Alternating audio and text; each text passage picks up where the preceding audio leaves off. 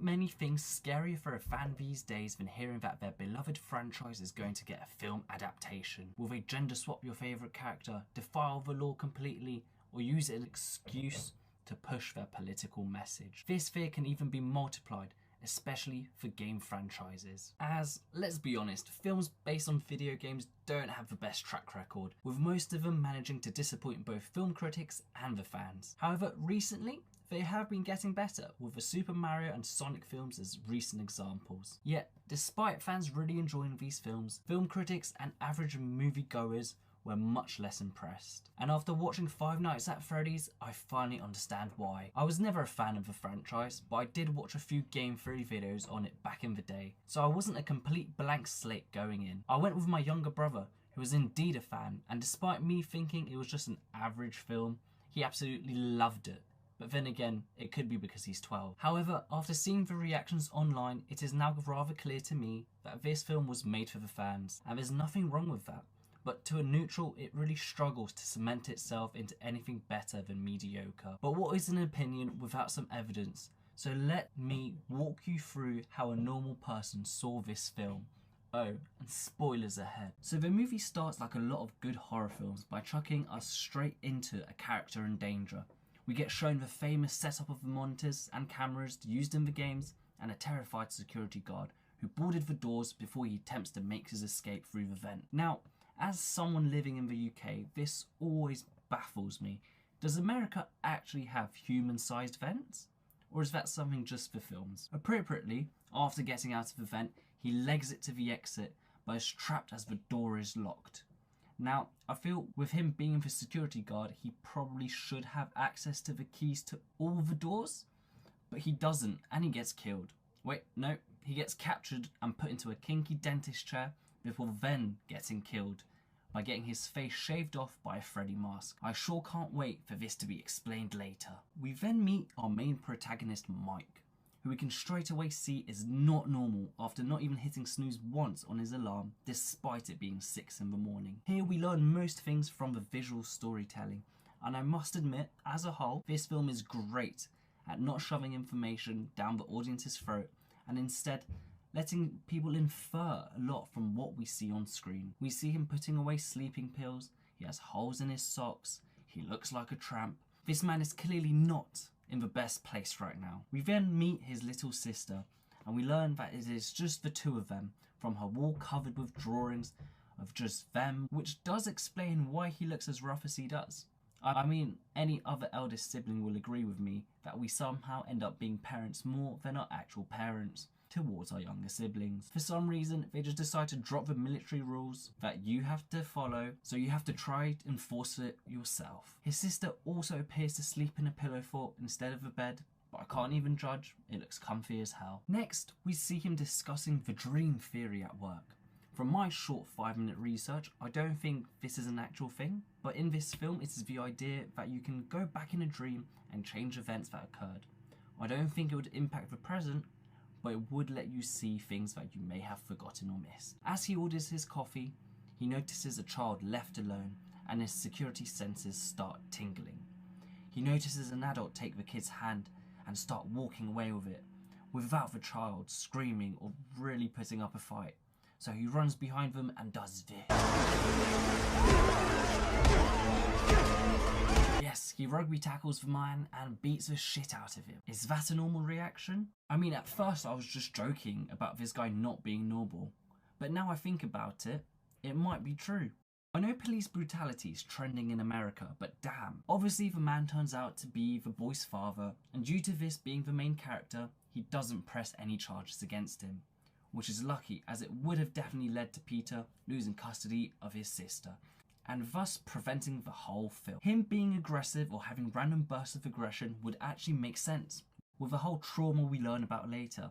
But this is the last time we will actually see him do anything like this, which is irritating because it sacrifices the believability of the character just to progress the plot. This naturally does result in him losing his job and going to look for another, where he meets Shaggy after he learned that solving mysteries unfortunately does not pay the bills. Now, even a blind sheep can tell that the counsellor is the bad guy of this film. Not only does he start salivating when he finds out Mike's second name, He could not be any more obvious that he's offering him the dodgiest job possible. Side note, this job makes no sense. Why is it only at night? Surely if someone were to go in there, they would be just as likely to do it in the day as they are at night.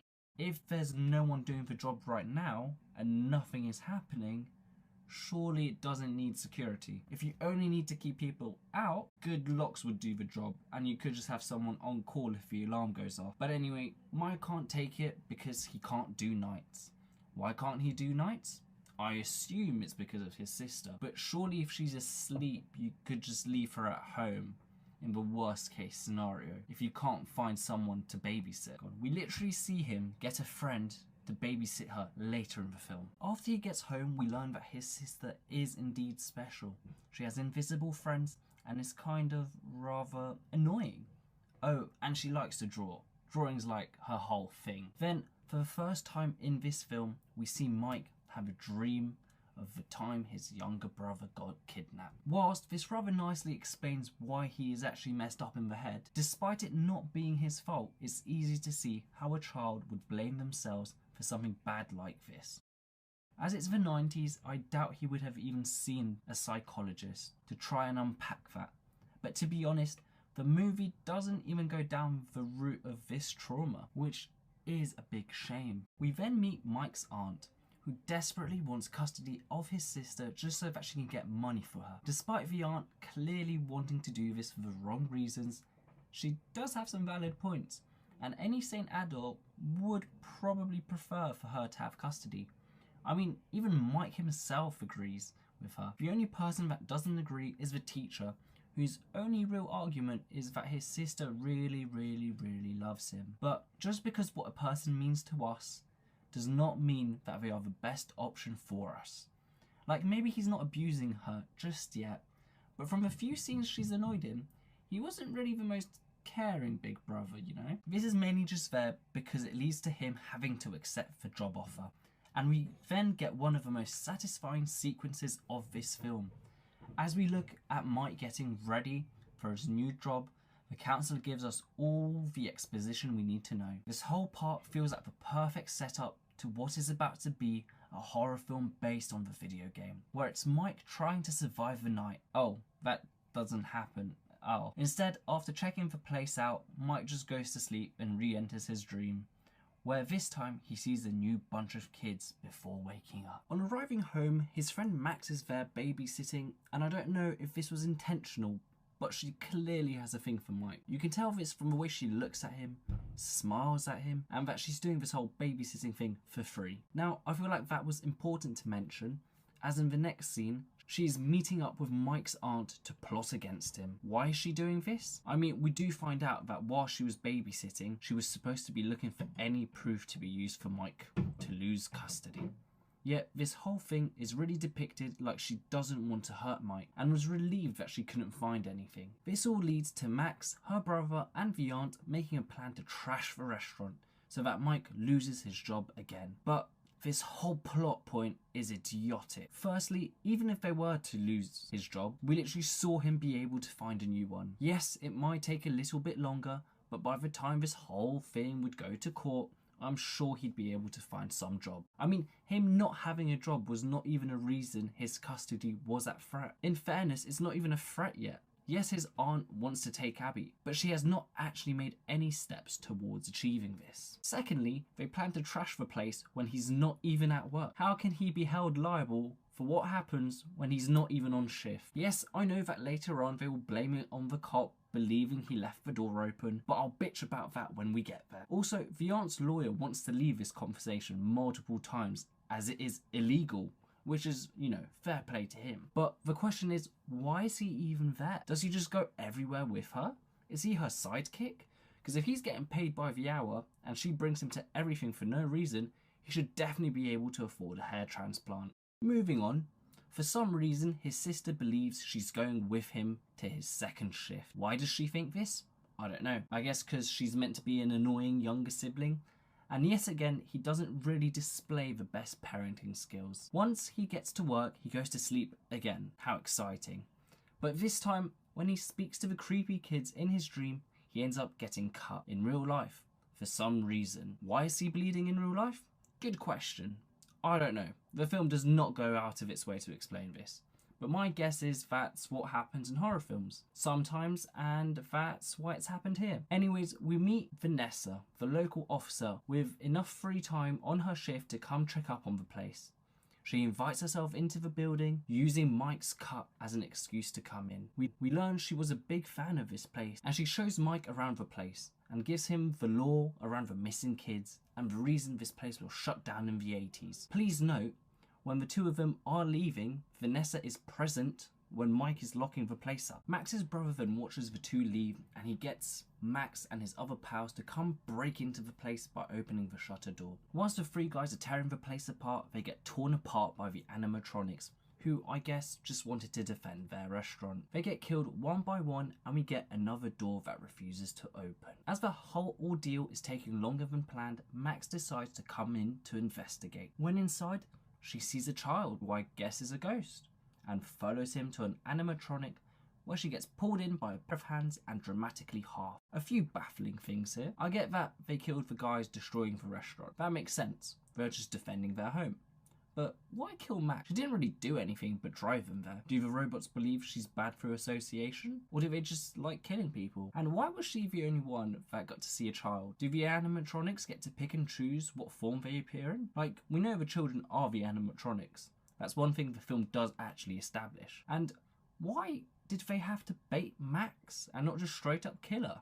Ugh, so many questions. Anyways, Vanessa ends up going to Mike's place and accuses him of not locking the door because he was too high off his sleeping meds. But let me remind you, Vanessa was there with Mike when he locked the place up, so either she knows this is not actually his fault, or she is stupid and she definitely is not getting promoted to a detective anytime soon. In addition to this, the place is covered in cameras that were not damaged during the break-in, cameras which would show how the people got in there in the first place. Regardless of how nonsensical this accusation is, the film needs it so that Mike and Vanessa can do some bonding.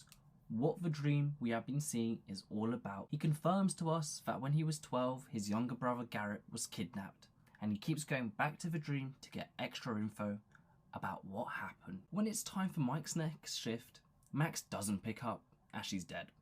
So instead of trying to call anyone else, Mike decides to bring Abby with him to work, which I can't even be mad about, because from his point of view, nothing ever happens in that place. However, this time when he goes to sleep and is talking to the ghost in his dream, his sister gets invited to play with them in real life. Yep, it turns out that the animatronics are friendly to her, and thus friendly towards Mike. And after they are done playing, the two of them just leave and go home. That's when Mike realizes that Abby has been communicating with these dead children this whole time, as they are included in all the pictures that she draws. Why do they have a connection with Abby? I don't know. Maybe it's because her brother got stolen and killed just like that, but your guess is as good as mine. Anyways, this new and completely safe friendship gives Mike the brilliant idea to use his younger sister to get information about the kidnapping from the puppet. So Mike does a smart thing and brings her again to his next shift.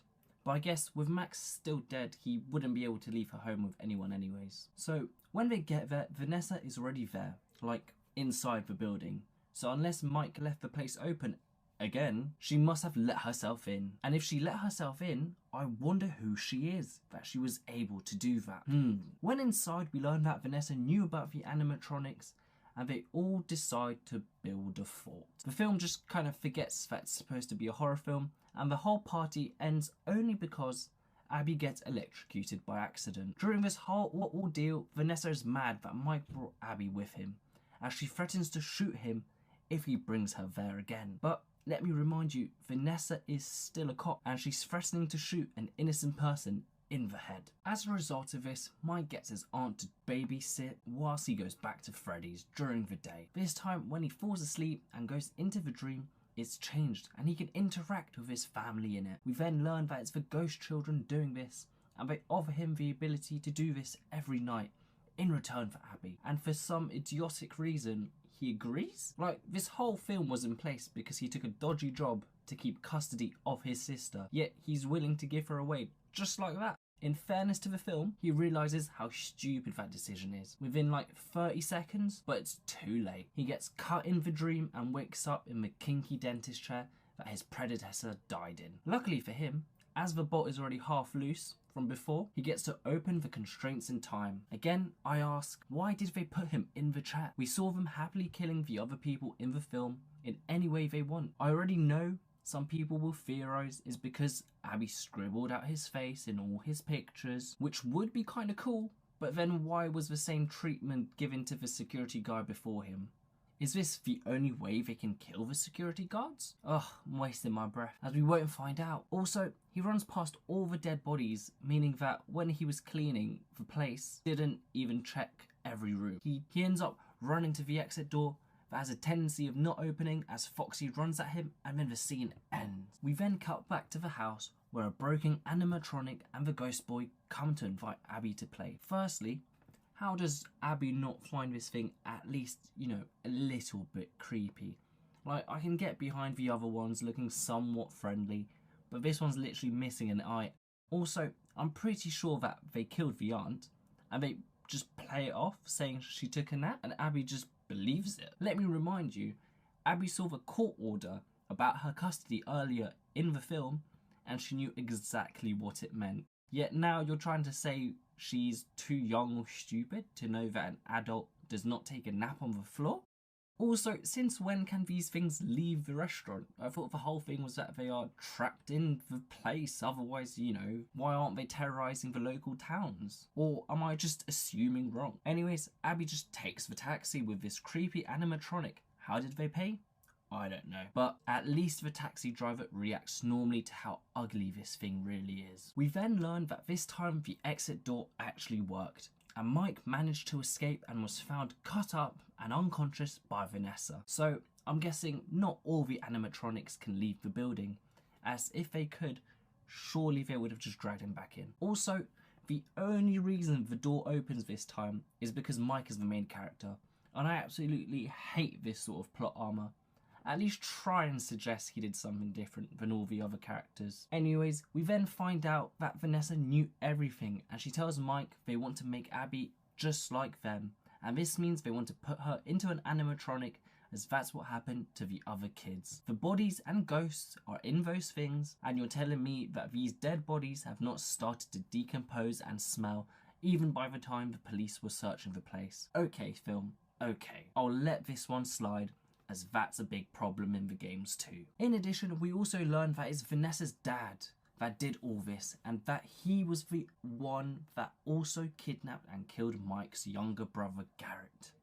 However, despite all this information, Vanessa says she's unable to help Mike because she is too traumatized by her dad. Equipped with stun guns and a taser, Mike goes to rescue his sister, and he obviously arrives just on time to save her, and they try to escape. The animatronics are now trying to kill them because they are getting controlled by Vanessa's dad. We later learn that he does this by the drawings on the walls, but this makes little sense again. No new drawings have been added to this wall, so I have to assume that the one drawing had just given him mind control over them. But does that mean he has to consciously want something for them to do it? Because I have to assume when they were playing with Abby earlier, that was their default setting. But then in the dream sequence, they wanted to kill her.